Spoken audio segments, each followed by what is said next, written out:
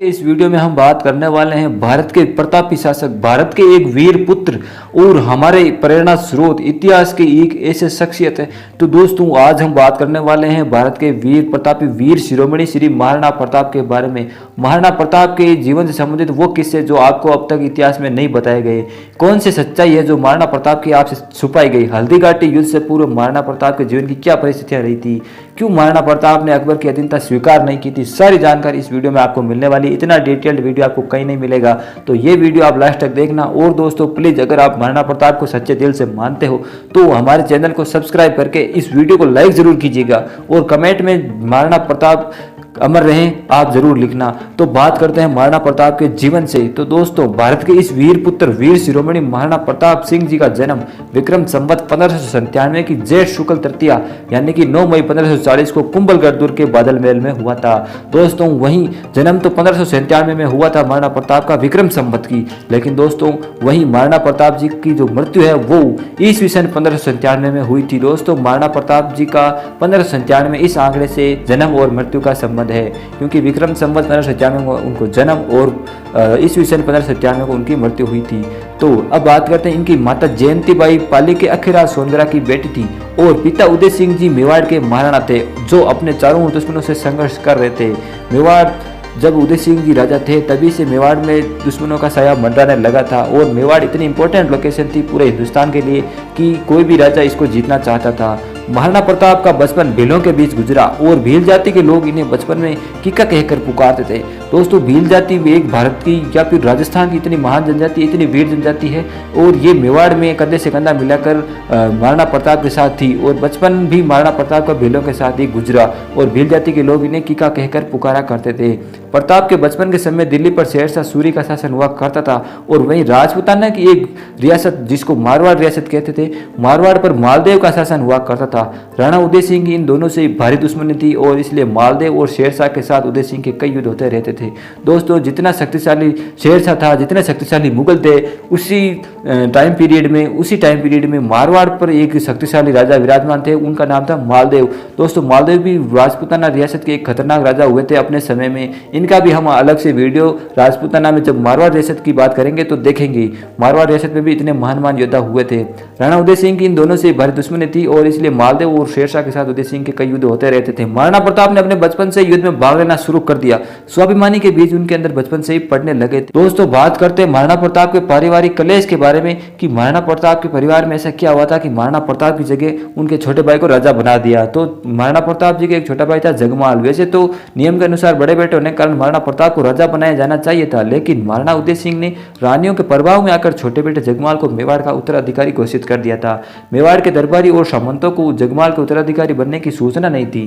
सामंतों को इस बात का पता चला तो उन्होंने जगमाल को राजा बनाने का विरोध किया। इसी विरोध का दूसरा कारण यह भी था कि मेवाड़ पर चारों ओर से आक्रमण हो रहे थे और अकबर भी मेवाड़ की ओर बढ़ रहा था, इसलिए सामंत मेवाड़ की राजनीति पर एक योग्य व्यक्ति को बैठाना चाह रहे थे।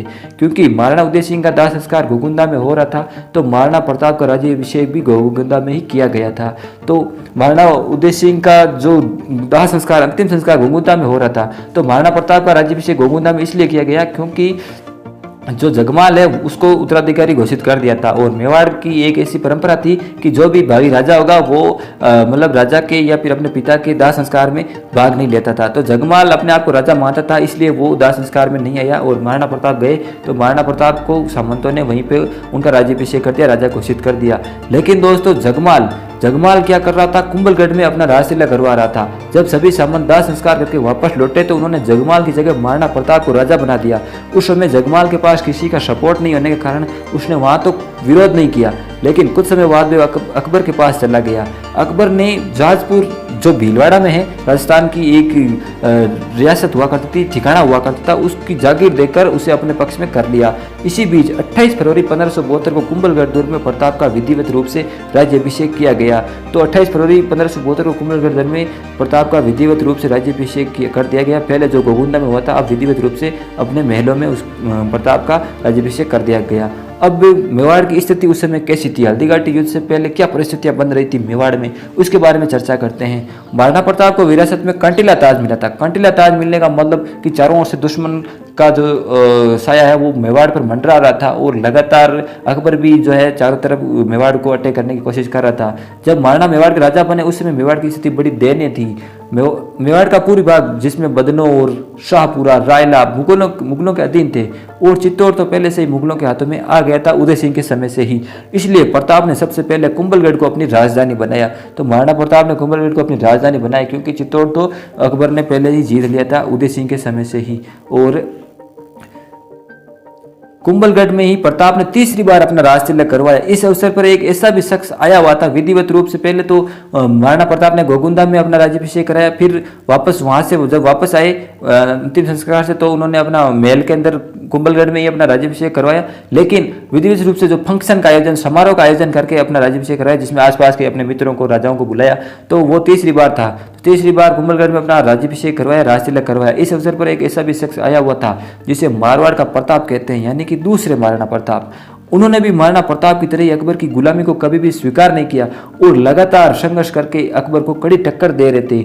महाराणा प्रताप ने भी इनसे युद्ध करना सीखा था और महाराणा प्रताप का इन्हें अग्रगामी दूत भी कहते हैं। दोस्तों, दुर्भाग्य से हमारे इतिहासकारों ने हमारे इतिहास में इन बड़े बड़े महान योद्धाओं की जानकारी हमें देखने को नहीं मिलती है क्योंकि ये भी एक महाराणा प्रताप ही थे। इनको मारवाड़ का प्रताप कहा जाता है दोस्तों, और महाराणा प्रताप का अग्रगामी दूत कहते हैं, यानी महाराणा प्रताप के आगे आगे चलने वाला, और महाराणा प्रताप इनकी देखा देखी पीछे चल रहे थे।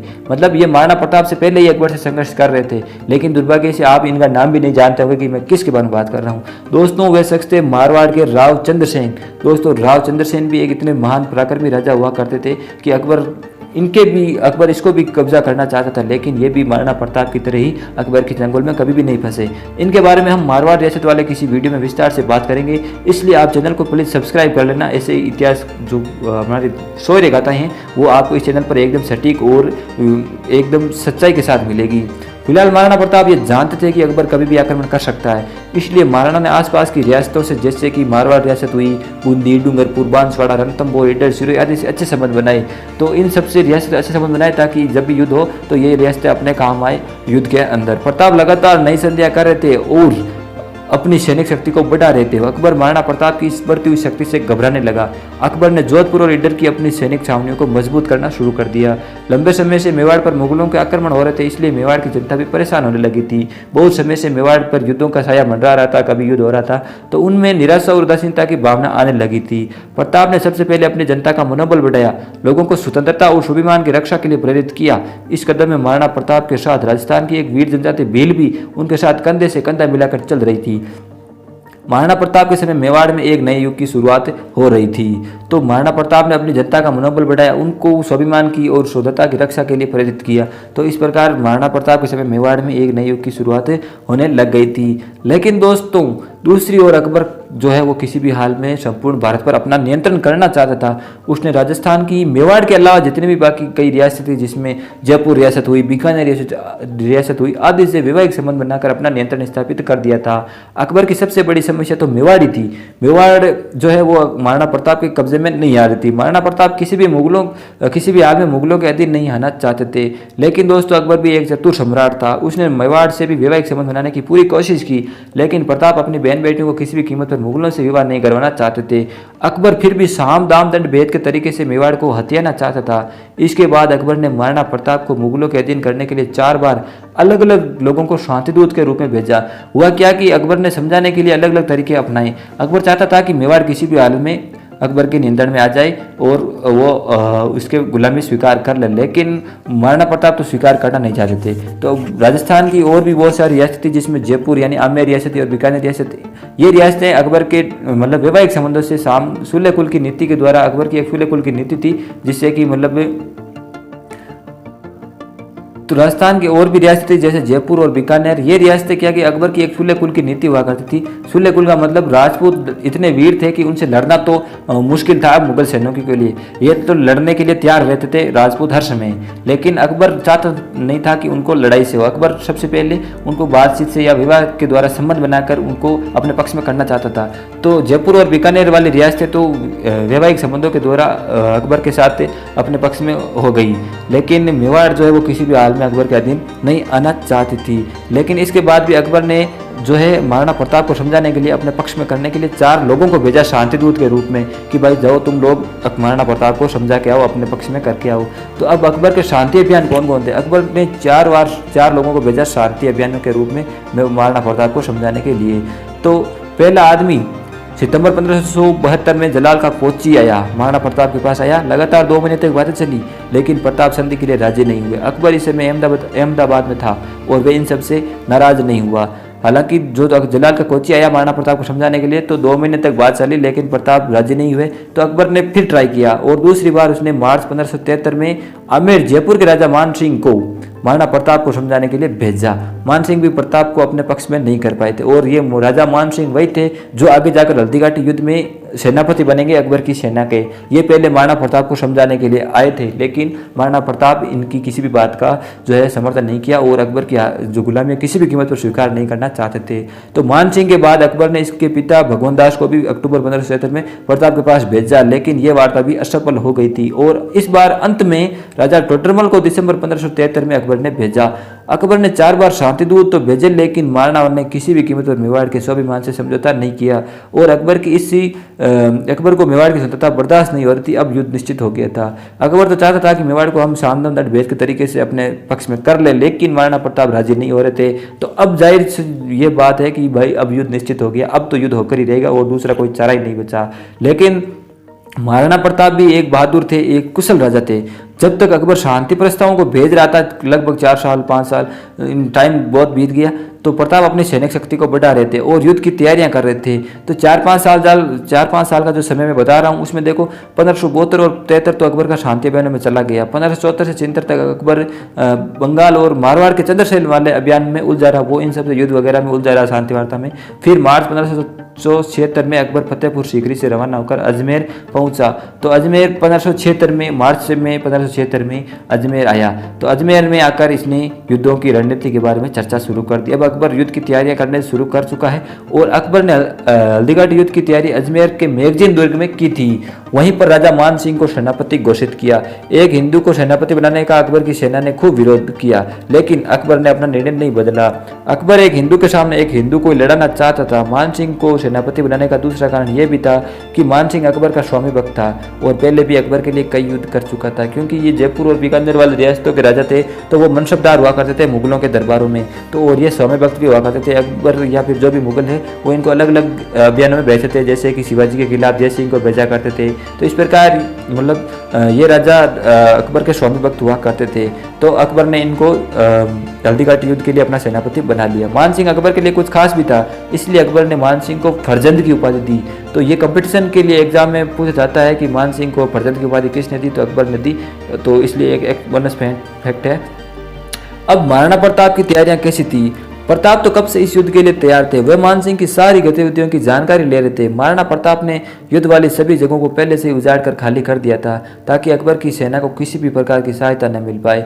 राजा मान सिंह 3 अप्रैल 1576 को अजमेर से विशाल सेना के साथ मांडलगढ़ आ गया और वहां 2 महीने तक रुका रहा, ताकि युद्ध मैदान में हो सके और अकबर आसानी से जीत जाए।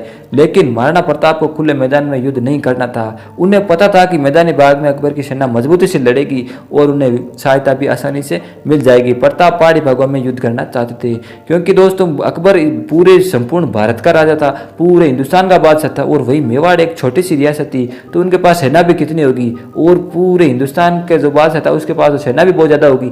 कहा जाता है कि हल्दीघाटी के युद्ध में अकबर की 80,000 की सेना आई थी और वहीं महाराणा प्रताप की केवल 20,000 की सैनिक थी।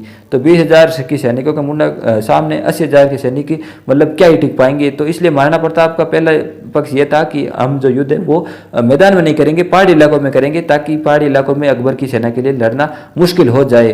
तो अब बात करेंगे हल्दीघाटी युद्ध की। तो लेकिन हल्दीघाटी युद्ध की बात हम करेंगे पार्ट 2 में। पार्ट 2 आपको डिस्क्रिप्शन में मिल जाएगा, चैनल पर जाकर जरूर देख लेना। वीडियो लंबा ना हो इसलिए पार्ट 2 बनाएंगे। और महाराणा प्रताप के बारे में आपकी क्या विचार है वो आप कमेंट में जरूर बताना। मिलते हैं अगले वीडियो में। जय हिंद, जय भारत।